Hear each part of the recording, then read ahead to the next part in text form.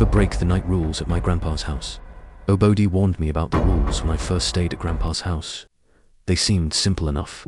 Just 5 lines on a folded slip of yellowing paper. But those lines hold the thin barrier between a quiet night's sleep and a living nightmare. I still remember the long gravel driveway leading up to his place, the way the stones crunched under my tires as I pulled in at dusk. The house felt alive, like a tired old sentinel. The clapboard siding was warped and peeling, the porch sagged in the center as though bowed by unseen weight, and the windows sat dark, reflecting only the last blush of sunset. Yet Grandpa insisted on keeping the single porch light burning, its pale glow like a watchful eye. When I stepped inside, he was waiting in the hallway. His hand trembled slightly as he pressed the paper into mine. I unfolded it. Grandpa's rules for nighttime and turn any lights on after 9 p.m. Never walk the halls in silence, always hum, whistle or sing. If you hear a knock on the door, do not answer. Leave a nightlight in the kitchen, no other room, never. Approach the basement door after midnight. He spoke in a low voice. Read M, follow M. I'll explain later. His eyes were distant, as if they remembered something I had not seen yet. That first night, I tried to ignore the rules. At exactly 10:07 p.m., I flipped on the hallway light, planning to grab a glass of water. The bulb shattered with a loud pop, shards of glass tinkling against the hardwood floor. My heart thundered as the darkness rushed in. From somewhere deep in the house, a floorboard creaked, slow, deliberate. I froze, breath clouding in the sudden chill. Nothing moved, but the stillness was heavy, like the air itself was watching.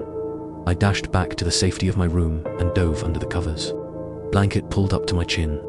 I heard Grandpa's voice drift down the hall. Lights out, remember. The rules are for your safety. Then, nothing but silence until, at exactly 11:13 p.m., a faint click. The doorknob to my room turned just a fraction in the dark. Morning came with soft sunlight filtering through lace curtains. Over pancakes and overly strong coffee, I finally asked. Grandpa's face softened as he stirred his mug. Blue eyes locked on the swirl of steam. This house isn't like other houses, he said. It was built around something old, something that thrives on darkness and quiet. The rules keep it at bay. He nodded toward the basement door at the far end of the living room. Its wood was cracked and grey, the hinges rusted from neglect. I haven't gone down there in years. Not since my brother disappeared. I almost choked on my pancake. Your brother. He stared at his plate. He broke the rules. He let curiosity get the better of him. Over the next day, I forced myself to obey. Lights stayed off after 9, no bright screens, no hallway lamps. When I walked from the kitchen to my room, I sang old folk songs Grandpa used to whistle, my voice echoing strangely in the empty halls. I left the little nightlight glowing in the kitchen, a single bare bulb in a stained glass shade, casting odd patterns onto the cabinets. Still, at 11:47 p.m., I froze in the doorway of the kitchen. From deep beneath the floorboards came a soft thump, thump, like a heartbeat. Then a whisper. Let me in, please, let me in. It was a child's voice, I think, but impossibly hollow.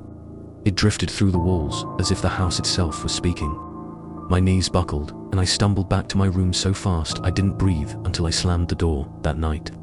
I lay awake, staring at the crack beneath the door, expecting something, anything to come creeping through. Dawn felt miles away. On the third day, curiosity won. Grandpa took his afternoon nap, and I watched him climb the stairs to his bedroom, humming one of his old tunes. My heart pounded as I waited until the clock struck 11:55 p.m.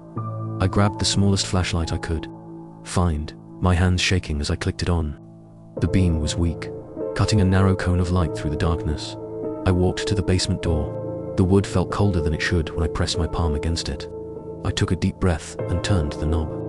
It didn't budge. Grandpa had always locked it. I found the key in the hook by the door, long and rusted. As I slid it into the lock, I felt a cold draft creep up my spine. The door opened with a reluctant groan. I stepped down onto the first stair. The flashlight flickered.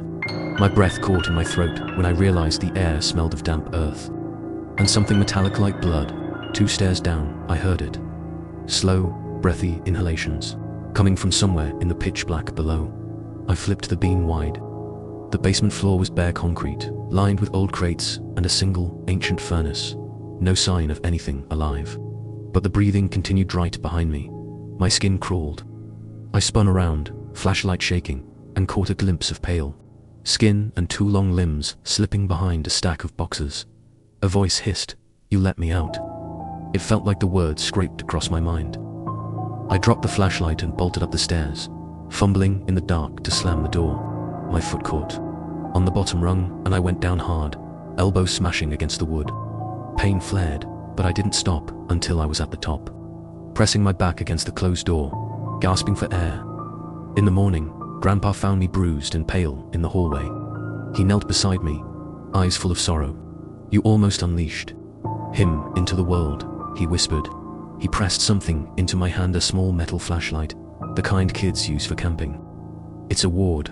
Keep it on at in-between times, but never use it in the basement. It only works upstairs." He told me when he was a boy, his brother had gone down there to prove it was nothing but an old storage room. He never came back. Some say the well outside the house leads to the same darkness, but Grandpa wouldn't dare risk it. That night, I followed every rule to the letter. Lights off at 9, darkness crept in like a living thing. I hummed coldly as I tiptoed through the corridor, never stopped humming. I left the nightlight burning in the kitchen. Whenever a floorboard creaked, I answered by humming a louder tune to fill the silence. At exactly midnight, a slow chant began in my head, soft, echoing chorus of voices, like distant chanting rising from all sides. It wasn't outside. It was inside my mind. My limbs felt heavy, heart slowing as the chanting wrapped around me. I fell to my knees in the hallway, hands pressed against my ears, willing the voices away. I remembered Grandpa's last rule: if you hear chanting, don't listen, count backward from 100 until it stops. I closed my eyes. 100, 99, 98. My voice trembled. The chanting faded, replaced by a ringing in my ears. At 43, I opened my eyes. The hallway was empty. The darkness had receded, as though it never was. By dawn's first light, I was exhausted and shaking. Grandpa found me in the living room, cradling a cup of weak tea. He didn't scold me. Instead, he smiled sadly. "You did well. Most wouldn't have made it through all 3 nights." He paused. "But tomorrow you leave. The rules are yours now, too." On our way out, I snapped a photo of the rules pinned to the corkboard by the entrance. The paper curled at the edges with age. I haven't looked at the picture since. Sometimes, late at night in my own bed, I swear I hear a soft whispering. At the edge of sleep, "Let me in, let me in." If you ever find a house with rules taped to the fridge or nailed to the wall, take them seriously. Some doors are better left unopened, and some rules are the only thing standing between you and what waits in the dark. Always remember, silence is the invitation, darkness is the key, and curiosity is the trap. Sweet dreams, if you can sleep.